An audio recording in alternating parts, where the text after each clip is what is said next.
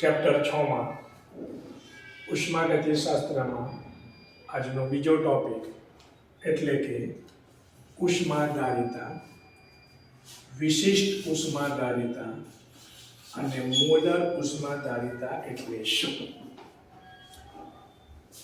ઉષ્માધારિતા જેને ઇંગ્લિશમાં heat capacity પણ કહેવાય. ઉષ્માધારિતા કોને કહે છે? ધારો કે આ કોઈ એક પદાર્થ છે બેટા, અને આ પદાર્થનું તાપમાન સપોઝ અત્યારે 25°C છે. હવે એમાંનું તાપમાન 25 માંથી મારે 26°C કરવું હોય, એટલે કે 1°C વધારવું હોય, અને એ 1°C વધારવા માટે જે જરૂરી ઉષ્માનો જથ્થો જે હોય એ જરૂરી ઉષ્માના જથ્થાને ઉષ્માધારિતા કહે છે. વ્યાખ્યા બોલું છું બેટા કે પદાર્થનું તાપમાન 1°C વધારવા 1°C વધારવા માટે જરૂરી ઉષ્માના જથ્થાને પદાર્થનું તાપમાન 1°C વધારવા માટે જરૂરી ઉષ્માના જથ્થાને તે પદાર્થની ઉષ્માધારિતા કહે છે. ઉષ્મા એટલે હીટ અને ધારિતા એટલે ધારણ કરવું, કેપેસિટી. ક્લિયર? તો આ ઉષ્માધારિતાની સંજ્ઞા કઈ? તો ઉષ્માધારિતાની સંજ્ઞા કેપેસિટીનો પહેલો અક્ષર સી. સર એનું સૂત્ર શું? તો એનું સૂત્ર બેટા કે ઉષ્માધારિતા ને મારે જો સૂત્ર સ્વરૂપે દર્શાવવું હોય તો આ વ્યાખ્યા પર જ નજર મારવાની. વ્યાખ્યા સામાન્ય રીતે એવું આપણને બતાવે કે જ્યાંથી વ્યાખ્યાની શરૂઆત થાય ને એ આપણે છેદમાં આવે, અને જે એન્ડ હોય ને ઉષ્મા તો એ તમારે ઉપર આવે. તો અહીં આગળ બેટા એન્ડ અહીં ઉષ્મા છે એટલે લખીશું જરૂરી ઉષ્મા. બરાબર? અથવા શોષાયેલી ઉષ્મા, એટલે અહીં આગળ લખીશું શોષાયેલી ઉષ્મા. બરાબર? ભાગ્યા તાપમાનનો તફાવત, કારણ કે આપણે વધાર્યું એટલે પહેલા કંઈક હતું અને 1° વધાર્યો એટલે તાપમાનનો તફાવત. હવે એને ઇંગ્લિશમાં લખીએ તો ઉષ્માધારિતાને આપણે સી કહીએ છીએ, એટલે સી બરાબર શોષાયેલી ઉષ્માને આપણે ક્યુ કહીએ છીએ, અને તાપમાનનો તફાવત ડેલ્ટા ટી કહીએ છીએ, એટલે સી બરાબર Q/Δt. હવે મારે એનો એકમ બનાવવો છે તો એકમ બનાવતા શીખીએ બેટા. તો એકમ બરાબર બોલો Q એટલે ઉષ્મા, ઉષ્માનો એકમ હંમેશા જૂલ હોય તો જૂલ, અને ડેલ્ટા ટી એટલે તાપમાન, તાપમાનનો એકમ કેલ્વિન હોય એટલે જૂલ પ્રતિ કેલ્વિન અથવા જૂલ કેલ્વિન ઇન્વર્સ. ઉષ્માધારિતા એ માત્રાત્મક ગુણધર્મ છે એટલે જથ્થા ઉપર આધાર રાખે. હવે આના ઉપરથી જો મારે Q ની જરૂર પડે બેટા, મને એમાં જરૂર પડશે તો બોલો Q બરાબર આની જોડે ગુણાઈ જશે તો C ગુણ્યા ડેલ્ટા ટી. ક્લિયર? બસ આ સૂત્રનો યુઝ આપણે કરવાનો છે. બરાબર? બોલો અહીં સુધીમાં કોઈ કન્ફ્યુઝન ના? જો આવડે ને તો વિશિષ્ટ ઉષ્માધારિતા અને મોલર ઉષ્માધારિતા 100% આવડે. બરાબર? બુકમાં વ્યાખ્યા ના હોય એની છતાં પણ પૂછાય છે. ક્લિયર?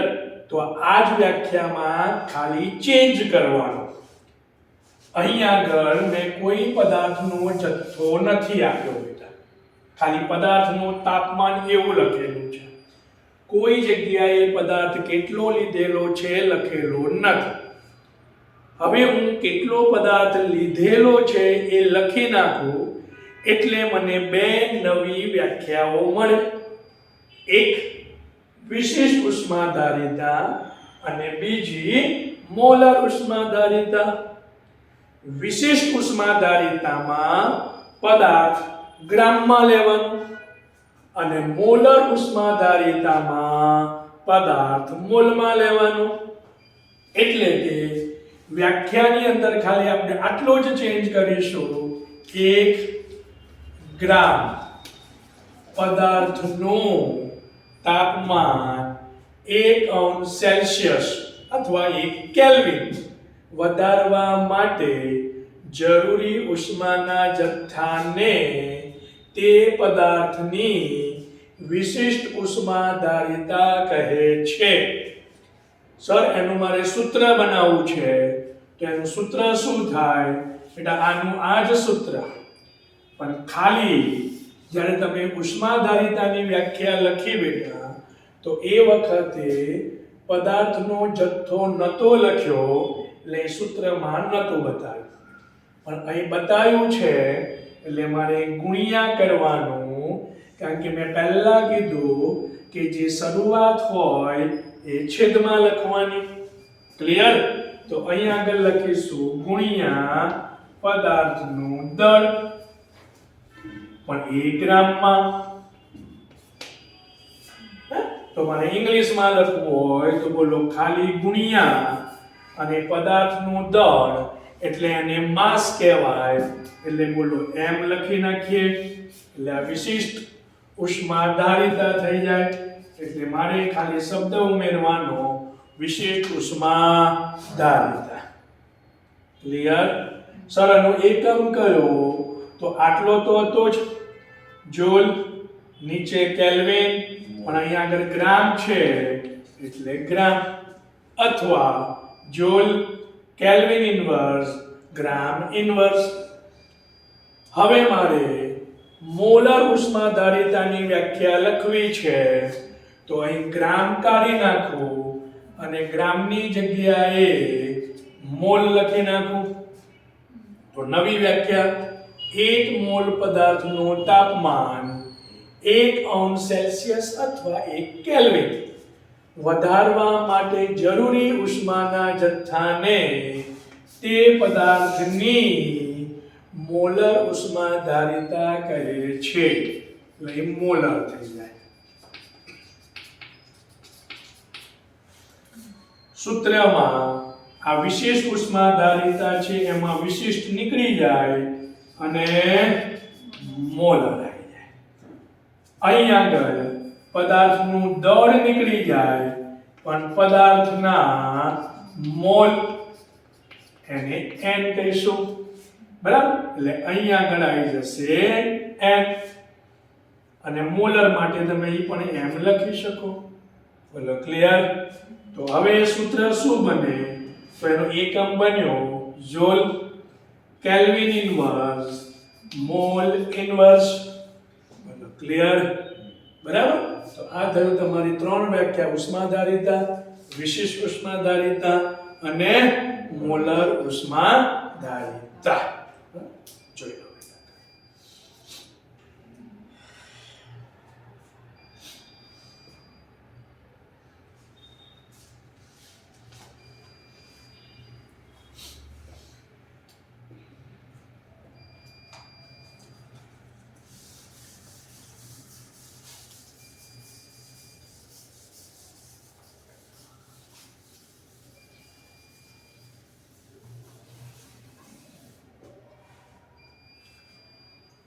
આજનો બીજો આઈએમપી ક્વેશ્ચન મોસ્ટ ઇમ્પોર્ટન્ટ.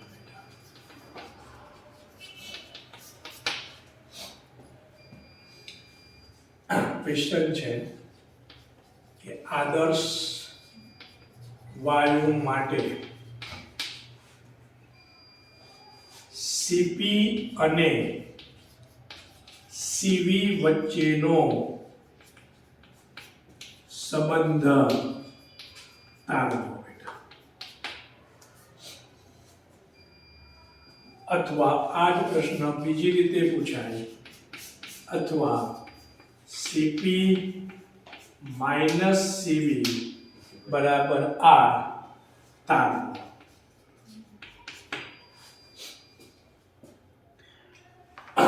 આપણે હમણાં જ બેટા સાબિત કર્યું કે ઉષ્માધારિતા એટલે C બરાબર Q upon ડેલ્ટા ટી. આ Q ને સૂત્રનો કરતા બનાવીએ એટલે C into ડેલ્ટા ટી થાય. આપણે આગળના લેક્ચરોમાં બે વસ્તુ સાબિત કરી કે એક ડેલ્ટા U બરાબર QV અને એકમાં એવું સાબિત કર્યું કે ડેલ્ટા H બરાબર QP. આટલી વસ્તુ ખબર હોય તો જ તમે CP અને CV વચ્ચેનો સંબંધ તારવી શકો. આન્સરની શરૂઆત કરીએ તો પહેલો પ્રશ્ન પૂછવાનો કે CP એટલે શું? તો P એટલે પ્રેશર એટલે દબાણ અને C એટલે ઉષ્માધારિતા. એટલે બીજા શબ્દોમાં કહીએ કે અચળ દબાણે ઉષ્માધારિતાને CP કહે છે.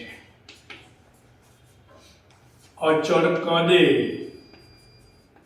ઉષ્માધારિતાને CV કહે છે. તો હવે આપણે આ મેઇન સૂત્ર છે, તો આના પરથી બોલો CP અને CV મળે, બરાબર? તો હવે Q બરાબર C ઇન્ટુ ડેલ્ટા ટી પરથી પહેલા અચળ સમજો, મેં કદે લીધું, જે અચળ કદે લીધું તો અચળ કદે હું V લખીશ. તો QV બરાબર CV ઇન્ટુ ડેલ્ટા ટી, બરાબર? પરંતુ આપણે જાણીએ છીએ કે QV બરાબર ડેલ્ટા U લખાય. તો QV બરાબર ડેલ્ટા U લખતા, ચલો માટે ડેલ્ટા U બરાબર CV ઇન્ટુ ડેલ્ટા ટી અને નંબર 1.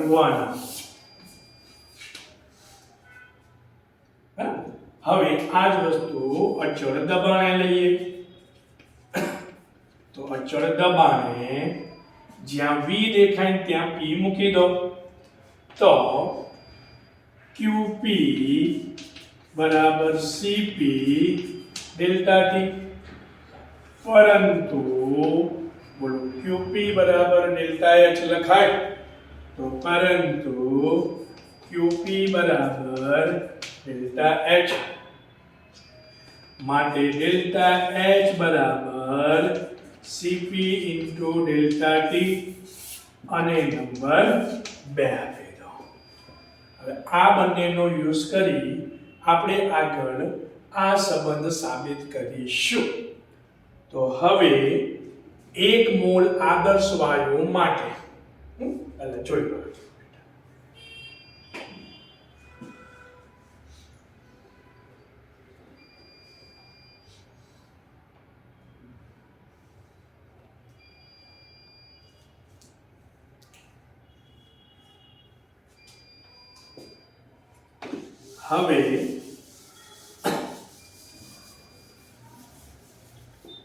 હવે એટલે અહીંયા આગળ હું 2 લખી નાખું છું ફરી કે તમે અહીંયા આગળ એવું સાબિત કર્યું કે ડેલ્ટા U બરાબર CV ડેલ્ટા T અને તમે ડેલ્ટા H બરાબર એવું લખ્યું Cp ડેલ્ટા T. તો હવે 1 મોલ આદર્શ વાયુ માટે તો ડેલ્ટા H બરાબર ડેલ્ટા U, કારણ કે આપણી જોડે સૂત્ર છે H, આ સૂત્ર છે H બરાબર U પ્લસ PV. બધાની આગળ ડેલ્ટા મૂકી દઈએ. તફાવત તો બોલો ડેલ્ટા H ના ડેલ્ટા H, ડેલ્ટા U ના ડેલ્ટા U અને ડેલ્ટા. હવે બોલો PV બરાબર nRT આદર્શ વાયુ માટે. તો અહીં PV બરાબર nRT આદર્શ વાયુ માટે. તો બોલો જ્યાં PV દેખાય ત્યાં nRT મૂકી દઈએ. પણ અહીં આગળ લખેલું છે કે n બરાબર કેટલા 1 મોલ. તો અહીં લખીશું માટે RT, n બરાબર 1 હોવાથી. ક્લિયર? તો બોલો PV ની જગ્યાએ RT મુકાય તો RT.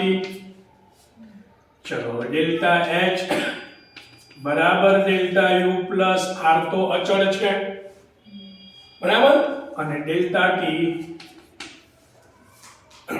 બધી કિંમતો મૂકી દઈએ. તો ડેલ્ટા H ની કિંમત બોલો આ મૂકી દઈએ તો Cp ડેલ્ટા T. ચલો ડેલ્ટા U ની કિંમત બોલો આ મૂકી દઈએ તો Cv delta T plus R delta T. ચલો હવે આ એક બાજુ લાવી દો તો Cp delta T minus Cv delta T બરાબર બોલો R ડેલ્ટા T. બંનેમાંથી ડેલ્ટા T બોલો કોમન, તો ડેલ્ટા T કોમન નીકળી જાય તો બાકી રહ્યું Cp માઈનસ Cv બોલો RT બરાબર R delta T. Delta T તો ડેલ્ટા T બોલો કેન્સલ, તો બાકી શું રહ્યું તો Cp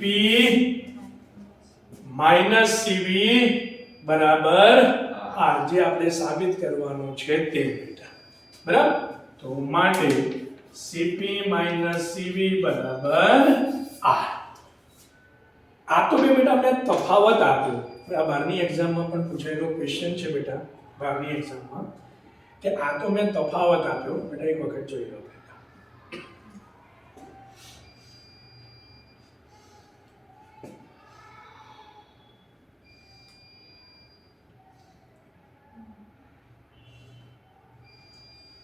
આ તો મેં તમને બેટા તફાવત આપ્યો. પણ જો આદર્શ વાયુ માટે Cp અને Cv નો ગુણોત્તર લઈએ ને તો કેટલો મળે, તો એનું મૂલ્ય કોઈ અચળ કિંમત મળે છે જેને અમે લોકો ગેમા બેટા એટલે ગેમા વડે દર્શાવીએ અને જેનું મૂલ્ય 1.4 છે. તો Cp/Cv બરાબર ગેમા, જેનું મૂલ્ય બોલો કેટલું છે 1.4. એટલે આદર્શ વાયુ માટે Cp/Cv બરાબર ગેમા એટલે 1.4 બેટા. ક્લિયર? તો આ તો બેટા તમારું Cp અને Cv વચ્ચેનો સંબંધ. મોસ્ટ આઈએમપી ટોપિક પૂરો બેટા. બરાબર? હવે એનો દાખલો લઈ લઈએ. હે ને? ચલો તો સ્વાધ્યાયનો બેટા 6.9 બેટા.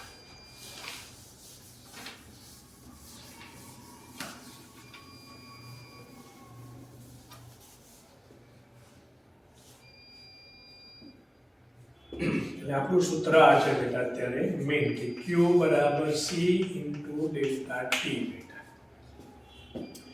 તો તમને અહીં આગળ આપ્યું છે કે 60 ગ્રામ એલ્યુમિનિયમનું તાપમાન, એટલે જે આપ્યો ને એ લખીશું બેટા સ્વાધ્યાયનો 6.9 બેટા. અહીં આપ્યું છે 60 ગ્રામ એલ્યુમિનિયમ, એટલે લખીશું એલ્યુમિનિયમનું દળ બરાબર 60 ગ્રામ. દળ આપ્યું હોય એટલે મોલ શોધી જ નાખીશું બેટા. પછી એટલે મોલ શોધવા માટે મારે એને આણ્વીય દળ અથવા પરમાણ્વીય દળની જરૂર પડે તો Al નું પરમાણ્વીય દળ છે બેટા 27 ગ્રામ પર મોલ. ત્યાર પછી તમને આપ્યું છે કે તાપમાન 35 અંશથી વધારીને 55 અંશ સેલ્સિયસ કરવામાં આવે, એટલે કે ડેલ્ટા ટી બરાબર પહેલા 55 હતું, પછી 35 હતું, પછી 55 થયો, એટલે 55 માઇનસ 35 એટલે 55 માઇનસ 35 એટલે 20 ડિગ્રી. એ ખરેખર 20 કેલ્વિન જેટલું જ હોય, બરાબર? કારણ કે આમાંથી કેલ્વિનમાં 273 નહીં ઉમેરવાના, 55 માં 273 ઉમેરવાના, 35 માં 273 ઉમેરવાના, તો છેલ્લે જવાબ આવશે બેટા 20 કેલ્વિન જ બેટા. એટલે જ્યારે તફાવત હોય ને તો તફાવતમાં જેટલા સેલ્સિયસ હોય એટલા જ કેલ્વિન આવે બેટા. ક્લિયર? તો આ તમારું કેલ્વિન આવ્યું. અને છેલ્લે આપેલું છે કે એલ્યુમિનિયમની મોલર ઉષ્માધારિતા 24 joule mole inverse kelvin inverse બેટા. બરોબર? ક્લિયર? તો આટલું તમને આપેલું છે, બરાબર ને? તો મારે શોધવાનું શું છે? તો ઉષ્મા મારે શોધવાની છે. તો આપણે કયા સૂત્રનો યુઝ કરીશું બેટા? તો સાંભળો, આને, કારણ કે હજુ પણ બેટા આની અંદર, કારણ કે આપણું મોલર ઉષ્માધારિતાનું સૂત્ર આવું છે કે Q ΔN ગુણ્યા N બેટા, મોલર ઉષ્માધારિતાનું. એટલે Q ને સૂત્રનો કરતા બનાવીએ તો C ગુણ્યા ડેલ્ટા T ગુણ્યા N. તો આ સૂત્ર અહીં મૂકી દઈએ તો Q બરાબર C ડેલ્ટા T ગુણ્યા N. બધી કિંમત મૂકી દઈએ. ચલો, C નું મૂલ્ય કેટલું? તો C નું મૂલ્ય બેટા આપેલું છે તમને, આ રહ્યું 24 બેટા. ડેલ્ટા T નું મૂલ્ય કેટલું? તો 20 બેટા, બરાબર? અને N નું મૂલ્ય કેટલું? તો N એટલે મોલ, અને મોલ નો મતલબ કયો? માસ અપોન મોલર માસ અથવા તો પરમાણ્વીય દળ. ચલો, અહીં માસ એનું 60, અહીં 27. તો બોલો 60 ભાગ્યા 27, તો સાદો રૂપ આવડે ને? અને જે જવાબ આવે અહીં એકમ જૂલ છે, એટલે ઉષ્માનો એકમ જૂલ બેટા. બોલો, કોઈ ક્લિયર? કન્ફ્યુઝન નથી ને? તો આ જ રીતે હોમવર્કમાં બેટા તમારે કોયડો 6.6 કરી લાવવાનો. કોયડો 6.6 એટલે મેં સ્વાધ્યાયનો કરાવ્યો બેટા, કોયડાનો તમારી જાતે. બોલો, ક્લિયર? કોઈ કન્ફ્યુઝન નહીં ને? બસ.